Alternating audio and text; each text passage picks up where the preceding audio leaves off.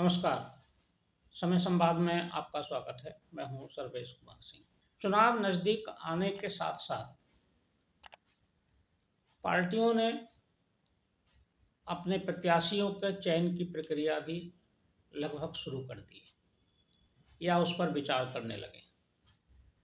जहां एक तरफ भारतीय जनता पार्टी प्रत्याशियों के नाम पर विचार कर रही है और फ़ॉर्मूला बना रही है कि किन-किन आधार पर, किस आधार पर प्रत्याशियों को टिकट देना है और किस आधार पर नहीं देना है। दूसरी तरफ इंडिया गठबंधन सीट शेयरिंग के मामले में उलझा हुआ है।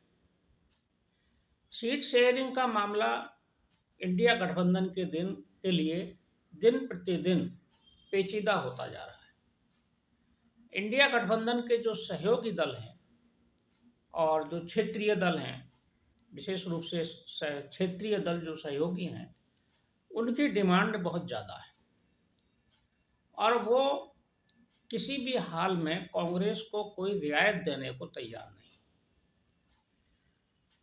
ये सिलसिला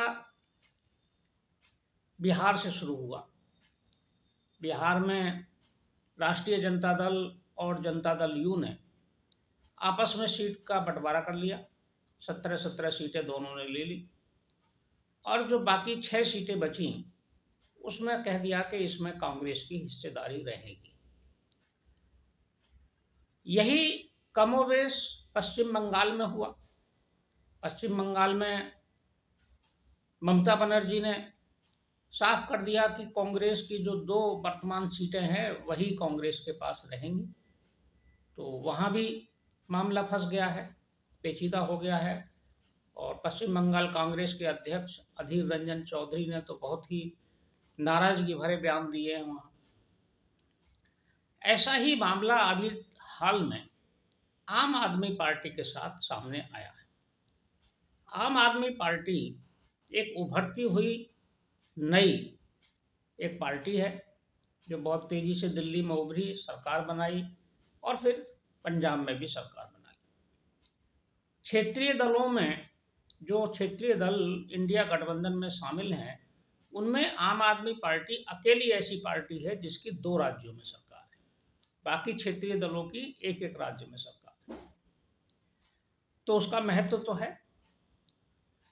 अब आम आदमी पार्टी ने, हालांकि आम आदमी पार्टी जो सत्ता में आई तो वो कांग्रेस को सत्ता से हटाकर ही आई।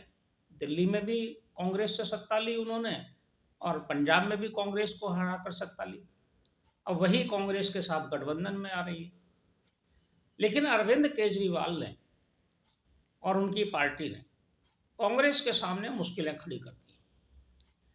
उन्होंने सीट शेयरिंग के मामले पर कांग्रेस को कोई भी रियायत न देने का फैसला कर लिया है और मांग इतनी ज़्यादा है कि शायद गठबंधन में उनका जो सीट शेयरिंग का मामला है वो आसानी से सुलझेगा कि नहीं, ये भी एक प्रश्न है।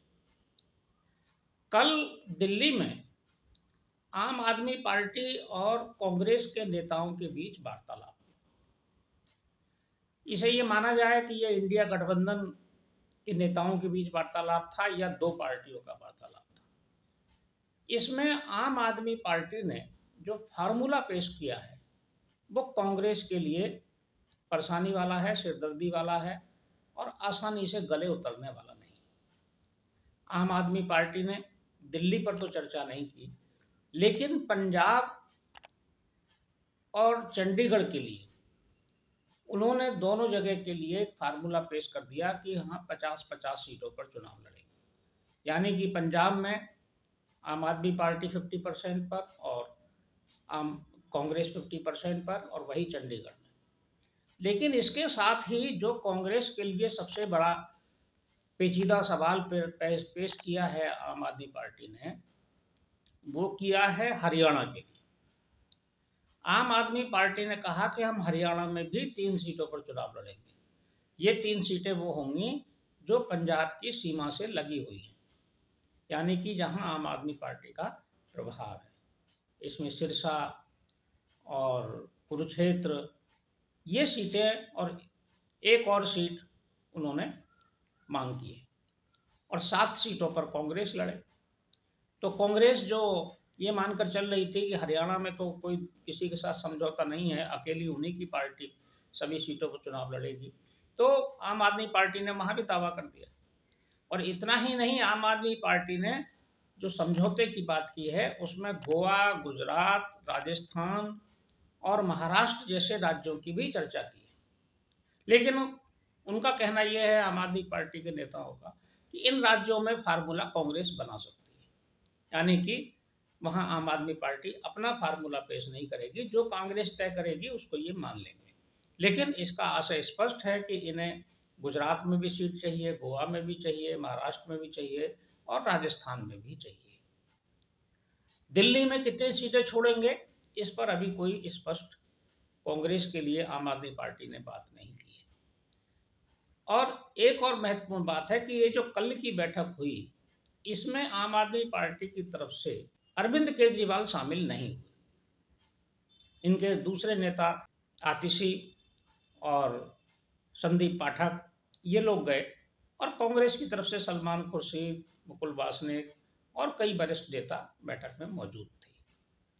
लेकिन जब तक अरविंद केजरीवाल बैठक में न जाएं और उनके सामने कोई बात ना हो, तब तक सीट शेयरिंग का मामला सुलझने वाला नहीं। लेकिन एक पेच तो फंस गया है अब आम आदमी पार्टी के साथ भी। इंडिया गठबंधन के लिए चुनाव में कैसी परफॉर्मेंस करनी है ये तो अलग मुद्दा है, लेकिन सबसे महत्वपूर्ण मुद्दा ये हो गया है कि सीटों का बंटवारा कैसे होगा, सीट शेयरिंग कैसे होगी। और कांग्रेस की स्थिति बहुत दयनीय से दयनीय होती चली जा रही है। एक तरह से कांग्रेस जो सहयोगी दल हैं क्षेत्रीय, उनके सामने सरेंडर करने की स्थिति में है, और क्षेत्रीय दल किसी भी तरह की कांग्रेस को रियायत देने को तैयार नहीं है। एक बड़ी पार्टी होने के नाते, राष्ट्रीय पार्टी होने के नाते भी उसका के साथ कोई समझौते में, सीट शेयरिंग में किसी भी तरह का उनको कोई ऐसा नहीं वो दिखा रहे हैं कि वो कांग्रेस के महत्व को स्वीकार कर रहे हैं, बल्कि सभी क्षेत्रीय दलों का व्यवहार इस तरह का है कि कांग्रेस उनके महत्व को स्वीकार करे, उनके अस्तित्व को स्वीकार करे, और उनके राज्य में उन्हीं की चलेगी, कांग्रेस की नहीं चलेगी।